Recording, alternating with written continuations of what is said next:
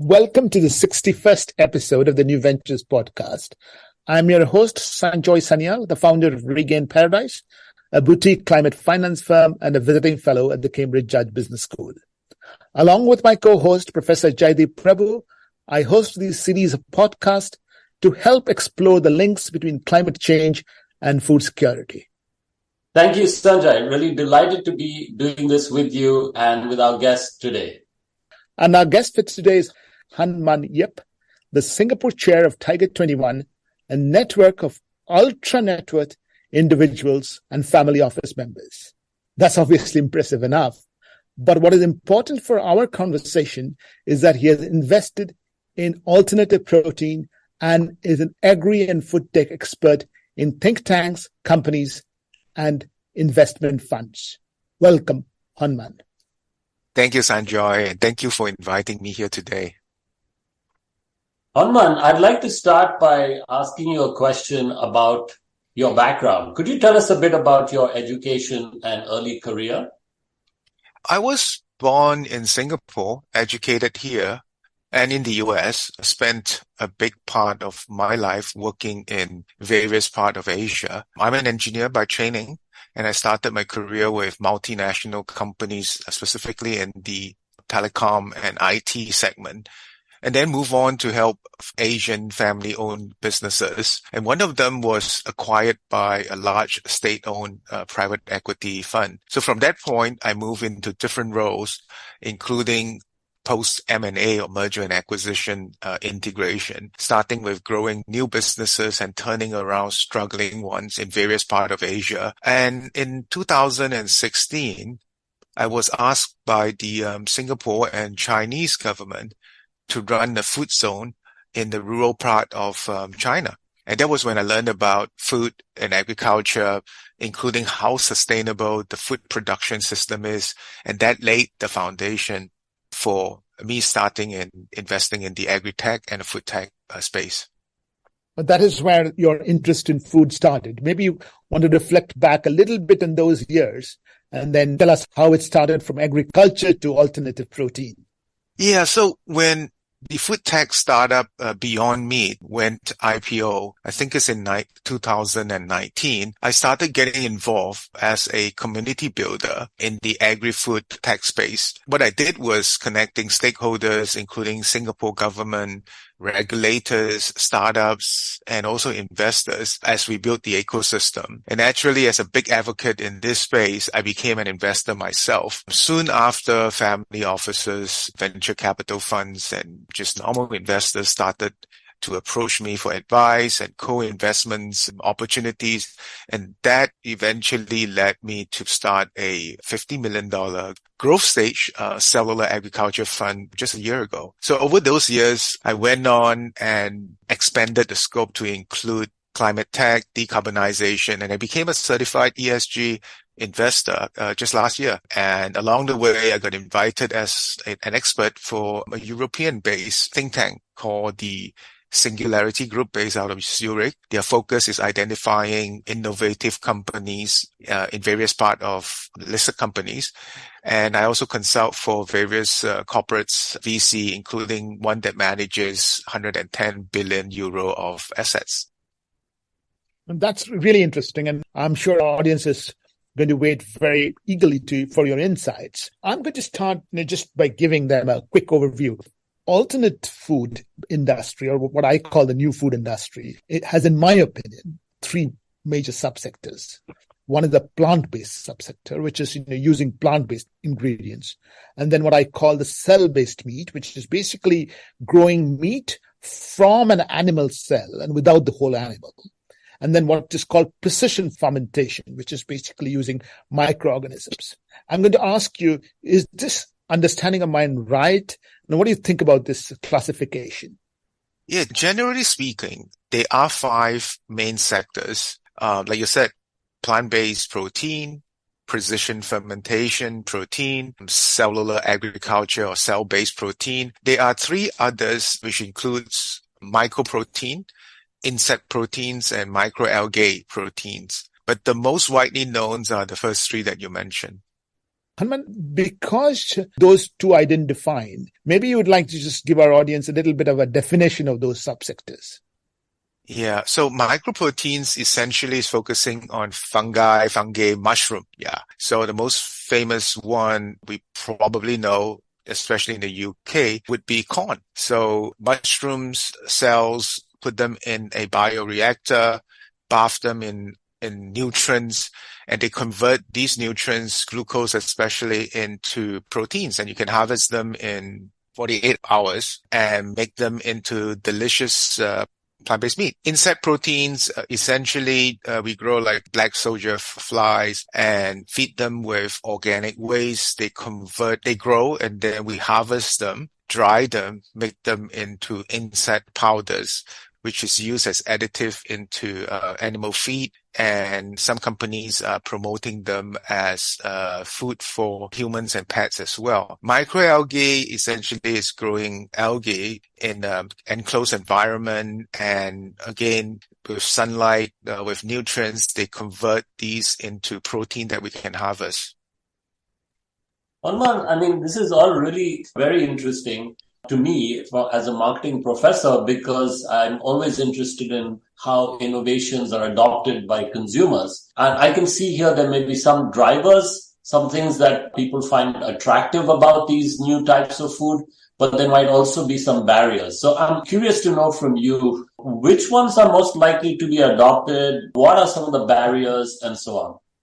Absolutely. You have accurately identified an area for investors like us. We always wanted to make sure that we stick to the basics, which is exactly what you just said. So just a bit of background and observation over those years. So over the past few years, we have witnessed the rapid adoption of plant-based milk and plant-based meat, with plant-based milk becoming a hot favorite. You probably notice, and I do, in many cities, when you walk into a cafe today, you'll find dairy-free milk options that offered alongside traditional dairy milk. Just a few years ago, it was very challenging to find dairy-free milk options for my coffee. But now you really have lots of choices. Besides the very popular oat milk, we even have soy milk, almond milk, and a lot more. So what's next? I believe that the precision fermentation-based foods and ingredients will be actually the next big things, because, for example, you look at alternatives to egg whites, a company called Every, alternatives to milk ingredients like whey, caseins, lactoferrin, and even alternative materials such as leather. They could be produced by precision fermentation. Now, to go back to answering your questions about what are the barriers, it is now very clear that the barriers are essentially taste,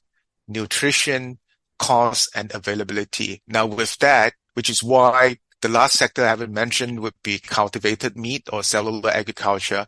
It takes a bit longer for them to eventually be here, but mainly because the technology barriers are a lot more complex and the regulatory compliance takes longer and consumer expectations are also higher. But these 3 or 4 barriers need to be addressed before this industry can take off.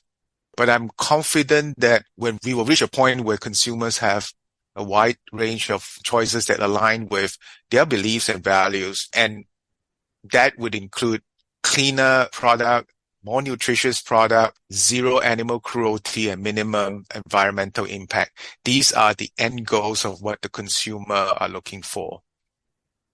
And it is interesting that you say that the plant-based meat has already made substantial progress, because you're personally invested in some of the iconic names in that industry. Correct. Could you just tell us a little bit about the types of companies you invested in, what you saw in them when you did, and the progress they have made? Yeah, so as a general rule of thumb, in the very early days, including myself and many others whom they actually invested a lot earlier than myself, was that the ultimate goal was to invest in order to influence and shape the outcome of the food tech ecosystem. Or you take a step back, essentially, many of us realized, and that includes me after becoming involved in food and agriculture space, was that the current food production system is not going to be able to meet the growing population. Me coming from a tech background, start looking at the food tech space. So when we invest, the ultimate goal was to invest in order to influence and shape the outcome of that ecosystem, and simultaneously addressing concerns related to climate change, health, and animal welfare. So if you look at that, Beyond Meat IPO in 2019, again, it became almost an overnight success in the IPO. And with that, it caught the attention of many others. Then on plant-based itself, obviously it's a lot. When I first look at it as an Asian, we were the Chinese, and many of us in Asia itself, we were grown up eating mock meat. For me, at home twice a month. And so to it, we are not unfamiliar with this. It's just that we were wondering why would company making mock meat be valued at one time was also $2 billion US dollars. But then the market accepts that. Consumer went all the way out for it. So there is not too many technical barrier in terms of producing plant-based meat. So there's no surprise that they are the first one that kind of took off. If you look at it, Impossible, I invested in Impossible Foods, Eat Just, Hungry Planet, Rebellious Foods, and a whole bunch of others. These are the early stage of early pioneers in offering plant-based meat protein, but the focus is on getting the taste of these plant-based meat products to taste as close to what the Western world are used to, in that case, a burger. So look at Impossible Foods. So Impossible Foods is known for inventing heme, which is a plant-based hemoglobin that with a lot of smart food scientists able to find a way to mimic the kind of bloodiness and the flavor of a beef burger without involving a cow.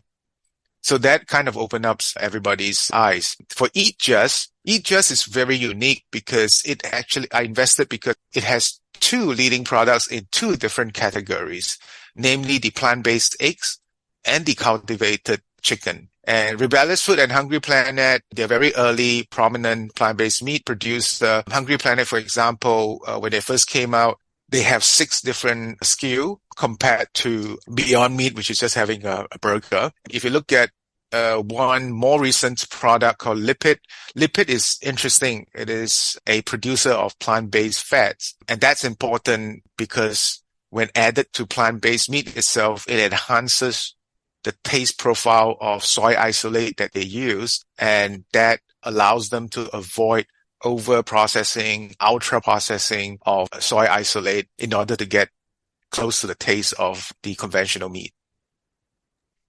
So, Hon Mun, I want to just follow up on that point you made about mock meat. Can you tell us a little bit more about that and why is it a tradition in some parts of Asia?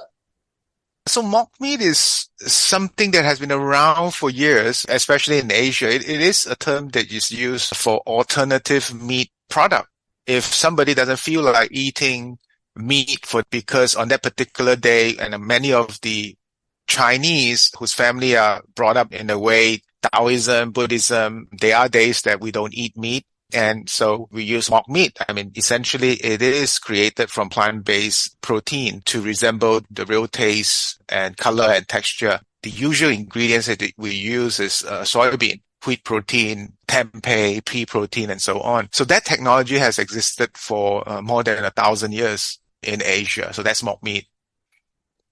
So, Hon Mun, my next question is about precision fermentation and the companies you invest in that space. What do they do? What progress are they making? One of the precision fermentation company that I would like to highlight as they are a leader in that particular category is a company called Every. They specifically use the precision fermentation method to produce egg white replacement. What it does for precision fermentation is it uses a technology that we're familiar with, which is fermentation. And fermentation is where you get wine, you get your kimchi, and so on. But do it in a very precise way. And this involves getting microbial organism, modified them to produce just one particular ingredient. In this case, is egg white. And once we select that strain of microbial organism, put them in a bioreactor, feed with the right nutrients, then we can harvest them just like what we did for microprotein. The end product would be identical to the egg white itself or to the milk ingredients product itself. That's what precision fermentation is all about. The difference is it doesn't involve, in this case it doesn't involve having a chicken to lay an egg in order to get the egg white. And it's very scalable, and it could be done in a very inexpensive way. Hon Mun, I was interested to know how expensive these products are, because they sound like they would still be very lab-based, and scaling them, industrializing them might be some distance away from that at the moment. I'm just curious to know your thoughts on that issue. Yes and no. So if you look at plant-based, it's a lot quicker to reach price parity and mass production. For example, microprotein corn has been doing it for decades, and they are able to offer it in a very inexpensive way that the population in Europe has been consuming. For precision fermentation, this sector just started to boom the past few years, and a lot of technology, and the technology that needs to be improved is here, but hasn't fine-tuned. For example, in precision fermentation, when we start scaling these products to provide food that are like costing few dollars per pound or per kg versus pharmaceutical product that are sold for hundreds of thousands of dollars per pound, even the cost is the same. It's very different. So now the industry start looking at, okay, the technology is there proven in another industry, and that will be pharmaceutical. And now we need to fine tune that, perhaps redesign the bioreactors such that they can actually produce the product in a cheap and healthy way. So it's already out of the lab, out of pilot. Now is looking at mass production in a consistent manner. With that in mind, precision fermentation require less technology innovation compared to cultivated meat, which requires a lot more. We look at this space between the two. We think precision fermentation product like alternative egg white, alternative ice cream, or lactoferrin milk powder, they will arrive sooner compared to cultivated, which takes longer. I mean, I understand the point that you make about precision fermentation versus cell-based meat, or what you call cultivated meat. And I understand also that cell-based meat will take a little time to come to the market. But that doesn't seem to have stopped you from making a few bets in the sector, is it?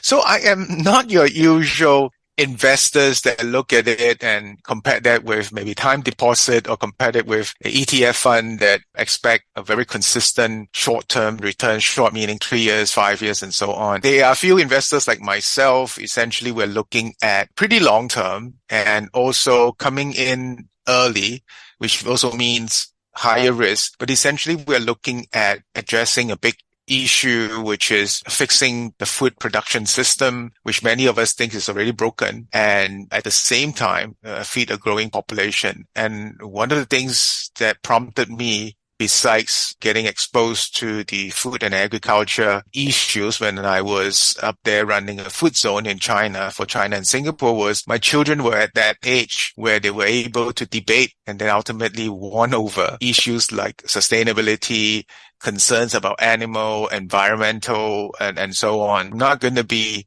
the boomer that caused this. I'm going to be the solution to the problem that you face. That's, of course, wonderful to hear that story about your motivation. But in the type of investments that you have made in cell-based meat, are there one or two companies that you want to talk about? There were two companies that I invested in very early, and that would be Good Meat, which is part of the Eat Just Holdings company, as well as Upside. The good news is that they are the only two, just a few months ago, receive USDA regulatory approval. So that's a big milestone, and that's a big thing in this industry. I mean, if you look at it, it was just a few months ago that the whole industry celebrated the first cell-based burger, which was produced in a lab by Dr. Mark Post, and that burger itself cost $320,000. Fast forward to now, it's still not costing like a few dollars per pound for the burger, but it has come down significantly. Still not cheap enough, but it has come down significantly. And there are many areas that could be improved on, because we are using a technology manufacturing facilities that is not fine-tuned for food. They were all done to produce products that is selling at millions of dollars per pound versus need to get this down to like $2 or $2.80 per pound for chicken meat. So there's still a lot of innovation and engineering work that needs to be done. I like to kind of compare this to the industry that I was involved in since I started work with the smartphone industry. 30 years ago, I sold my first Motorola analog cell phones, and it cost, I believe, $3,000 basically deliver one service, which is make a phone call. But we had never thought that that phone today, 30 years later, disrupted so many industries. And halfway through, the price just dropped drastically. Many things have to happen, including contract manufacturing, including chips making available to everybody. So the turning point or the tipping point for us is when we suddenly see that phones made out of Shenzhen that cost tens of dollars rather than thousands of dollars. So we see that the industry is heading towards that direction, but it's not going to take 3 years or 5 years. I mean, the cellular agriculture industry is maybe at most 5 years old since the first day investors invested in them. It will take a couple of decades before we reach that kind of level where it becomes really mass. This is wonderful. And you have actually set the context for the questions that I wanted to ask you later about industry landscape. But just reflecting back on what you said, there are 6 sectors of the industry. 3 of them are a little bit more prominent. Among them, plant-based meat has been around for the longest time. I do want to remind our audience the point that Hon Mun made about Asians with certain faith-based objectives eating plant-based meat for a long, long time. And the plant-based industry in some ways has ridden that consumer preference and has got products out in the market all over the world. The precision fermentation industry, according to Hon Mun, the second one that is on the line. And there I think that what I'm interestingly taking away is the fact that manufacturing processes will be derived from the pharmaceutical industry to drive costs down, to bring about more scalability. And Jaideep, I'm kind of reminded of your work around the pharmaceutical industry and their low-cost innovations that you have written about in your book as well. And in the cell-based meat, again, just to remind our audience, this is not an industry which has been there for a long time. It's just a 5-year industry. And that is the perfect segue from me to ask you. You have been writing a lot about the slowdown in the investments this year. Just reflect on this from the point of view of the fact that the industry is really nascent. And what is your message for investors? Yeah, that's a very, very good reminder. I mean, not all investors are like us. When we came in, it was very mission-driven, purpose-focused. Over the past 3 years, I would say, when we first came in, as I mentioned, we were all basically starry eyes, we're going to solve the world problem. But then slowly we're getting a lot of investors, a lot of concern. I would say concern just individual citizens of this planet Earth and say, hey, this is so cool. We also want to get invested, and probably see at the peak of it, maybe 2 years ago, people that do not spend too much time in this space jump in and thinking that they could make a very good return without understanding that this industry, like many of the industry, including the .com industry, the internet industry, it takes decades. So during that process, we have seen, and I personally got involved raising fund for startups that we were able to get in our Series A, tens of $millions of capital raise on the back of almost $500 million valuation without revenue and without product. This is where we enter into the Gartner hype cycle. And then now, just 18 months later, things are a lot more realistic right now in terms of valuation, in terms of willingness to negotiate from the perspective of the founders and the companies. And for the investors, we think, especially for us, which is looking at long term, we think it's a great time to filter out those great companies that has the potential, very focused on meeting milestones, which is getting the product out, which is scaling it up, and focusing on fulfilling those customer orders that they have taken. So, and we love it. And again, when we look at this, it's part of the hype circle. All major innovation will go through this cycle, and the next couple of cycles probably be able to work with the startups, the founders to focus on what is important, and then less noise, more time to deliver our product. But again, for the investors who came in without a lot of knowledge and with different type of expectations, this is just part and parcel of the hype cycle. It will take a lot more time than they expect to reach the point where it becomes a alternative or becomes mass enough where the consumer would be able to pick it without worrying about making sacrifices. I wonder, Hon Mun, if you could tell us a little bit about comparing the plant-based meat industry with cultivated meat and precision fermentation. Where are they in terms of their market readiness, technology risk, barriers to entry, etc.?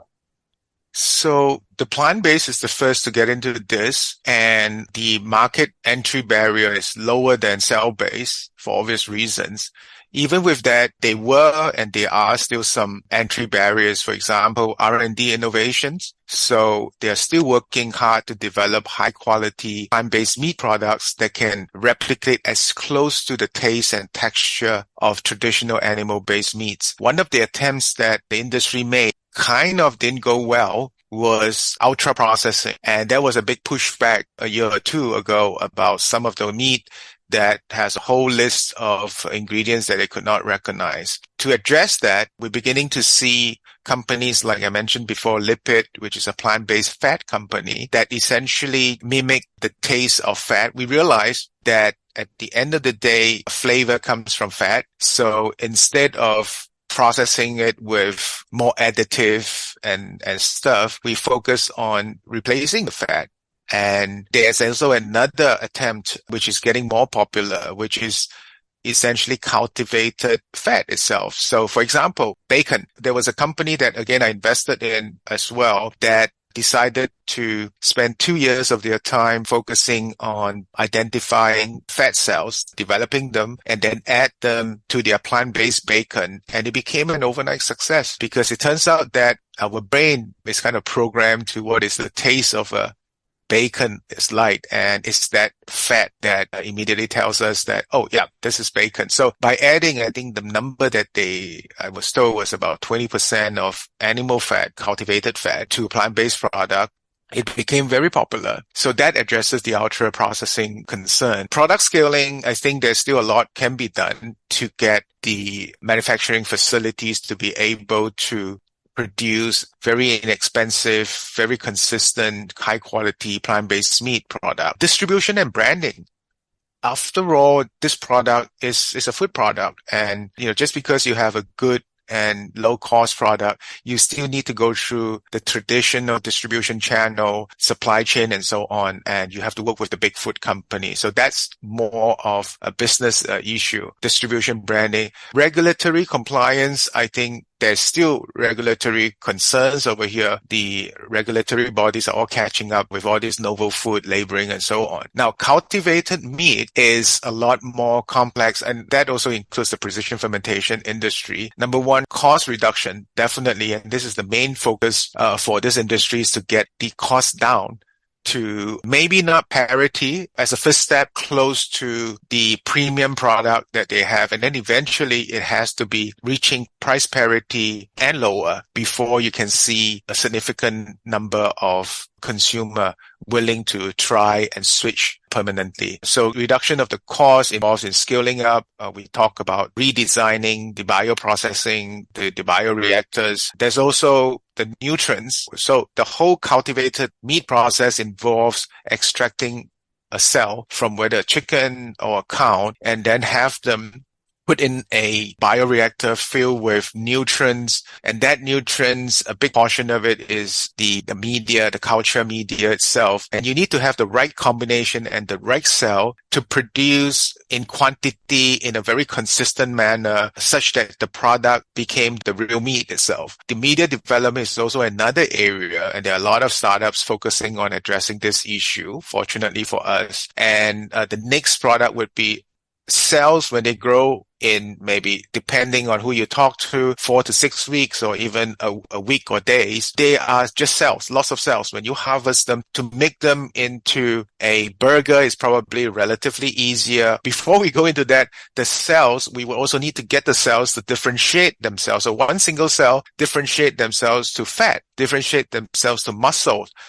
And different types of fats, different type of muscles, so that you can produce or replicate the kind of stick that you want them to be. Now, that involves, when you have the fat cells, you have the muscle cells, you need to get them to form into a 3D structure so that they can resemble a whole cut. That's a totally different innovation as well, requiring different disciplines from the scientific world to work on it. So those are the technical challenges. Can it be done? Yes, because this technology has been out there for a long time. It's just focusing them and getting them done in commercial manner. Now, once this is done, you have the regulatory approval. The regulatory agency around the world, this is so new, nobody knows what it is. So the industry, the companies and the startup needs to spend a lot of time. In fact, they typically have a dedicated person working side by side with the regulatory agency, a lot of times sharing information, educating them, and learning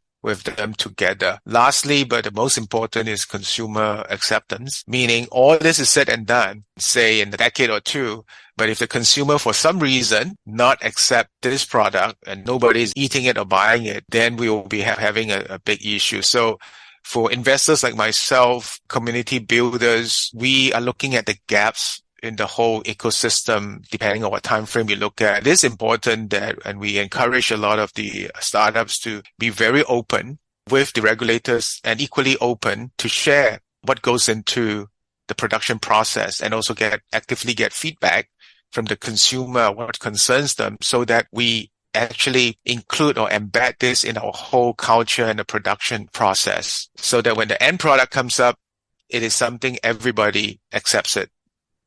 Fascinating, Hon Mun. Jaideep is a marketing professor. He is trained to think about opportunities. I'm in the climate finance side, so I'm trained to think about risks. One thing that really concerns me, and I can't find a better person to ask than you, is that to what extent do you think this new food industry poses a risk for the millions of smallholder farmers and fishing folks across the world?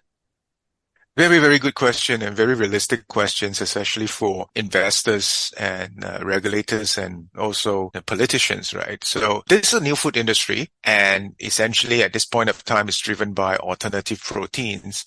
So it definitely, we're talking about opportunities and challenges from a technical, from a production perspective. But for the small farm holders and the fishing communities where you mentioned, the focus has been saying that, there's a lot of risk, they're going to lose their job and so on. But we see it in a different way. They are both opportunities and challenges. Now, the concerns about potential risks are real, but there's also potential for these communities to benefit by participating in this alternative protein supply chain. And they could diversify their income source and aligning this with sustainability goals, because the direction is definitely heading towards, all companies are looking at how can they produce the same product, continue selling to the same consumers segments in a more sustainable way. And we are offering them, this may not be the only solution, but we're offering them one solution that could help them stay in business and continue to employ their farmers and their workers in this. Now, one thing is there's various stakeholders in the industry, including the governments, could also help to address the challenges faced by these traditional agriculture and fishing companies or fishing communities by making sure that they are a proper plan in doing the transitioning. For example, some of the concerns that we heard a lot, and we are working on that, is during the transition period, production of alternative protein may lead to a temporary job displacement, as for example, livestock farming. Then at the same time, there are opportunities in reskilling and retraining. If you look at a meat processing line, not everybody will lose their jobs, because ultimately the whole cut meat that is produced, they still need to be packaged. sold in the same way and prepared in the same way as the conventional meat that they have. The difference is that you won't have farms and you won't have cow roaming around, but you have bioengineers, you have PhD looking at cultivated technologies and so on. There will be actually plenty of new jobs created, especially in that particular community itself. There's also another part that is important, which is the rural community. So in the regions where it's heavily reliant on traditional meat production, we actually work with governments and organizations to provide support for these communities to diversify their economies and encourage sustainable agricultural practices. There is actually a big part that is looking at circular economy, regenerative economy. I think some of these communities who are very good at what they are doing can focus on this area, where else the mass and the bigger production actually could be presented with cellular agriculture. So it's not easy. We know that this is coming. The whole focus should be working with the various stakeholders, especially the governments, the politicians, and the industry, new food industry like us, to be very conscious that we all need to work together to make sure that we address the pain. We also be inclusive in terms of creating the opportunities for the workers themselves who are affected. Ultimately, there will be some wins and losses, but for those workers whose job are replaced or displaced and won't come back again, I think also the possibility of their children actually taking over as a modern farmer. But in this sense, it won't be the challenges or the difficulties that they face in the traditional way, but they are now working in a cleaner environment, requiring more knowledge and a different set of knowledge, but ultimately addressing the same issue. How can we produce healthy food that are inexpensive and able to feed the growing population that we have without causing all the damages to the environment, addressing climate change and so on? Hon Mun, we're talking about the population at large. Do you see a situation or a time coming soon when these types of new sources of protein will actually be substitutes for conventional meat and fish for the mass market, for people on low or even lower middle income, especially given that people seem to be switching to cheaper ultra-processed foods? Would these new types of protein be healthier and affordable for the mass market? Very good questions, but a few things came to my mind when you were talking about that. One of the things we do realize we tried, but we didn't succeed, which is we should not be telling the consumer what they should eat and what they should not eat. I think what we are trying to do here is to offer wider choice. You can get healthier food, you can get less processed food, you can get food that are aligned with your beliefs and your values, and then let the consumer choose. That's a great way to think about it. Yes, I completely agree. Give people choice, and this increases the choice set, is what you're saying. We come to the end of the podcast, reflect a little bit on what you said. I think what I find fascinating, and I request our audience to sort of rewind that section and listen to it a couple of times, is the challenges you talked about and the way you laid them out. Product, market, technology, consumer acceptance, and regulatory acceptance. Consumer acceptance coming last, but perhaps the most critical. One message is that in any new industry, there is hype in the beginning, things settle down, and then there are long-term investors who are there to build companies which hit milestones. Perhaps the simplest message that I got from this is that companies shouldn't tell what people should eat and what they should not. That job should be left to mothers and grandmothers. I'm not sure about leaving it to grandmothers or grandmothers, but we knew in the very early days that when we tried to tell the consumer what to eat, it didn't work for us. So we will rather just focus on what we're doing good, which is offering more nutritious, less expensive, high quality, consistent food, and let them choose.